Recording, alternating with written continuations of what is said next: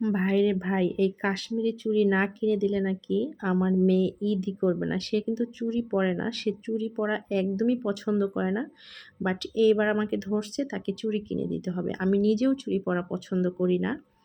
তো কি আর করার, চাঁদ রাতে চলে গেলাম চুড়ি কেনার জন্য। তো মেয়ের জন্য কেনার পরে ছোট বাবুর জন্য একটা নিলাম। আমারও একটা ভালো লেগেছে। আ যদিও আমার চুড়ি পরতে একদমই ভালো লাগে না, তারপরও কিনে নিলাম। দোকানে যাওয়ার পরে একটা ভালো লেগেছে এই আরকি। আর এই যে দেখেন অবস্থা রাস্তার, এটা হলো চাঁদ রাত। চাঁদ রাতে রাস্তার কি অবস্থা! আর এখন আ রাত বেজেছিল কত? ২টা। রাত ২টার সময় আমরা বাইরে, আমি আর আমার বড় মেয়ে। তবে চাঁদ রাতে শপিং করার মজা কিন্তু আলাদা। খুব ভালোই লাগে, বাইরে ঘুরতেও ভালো লাগে।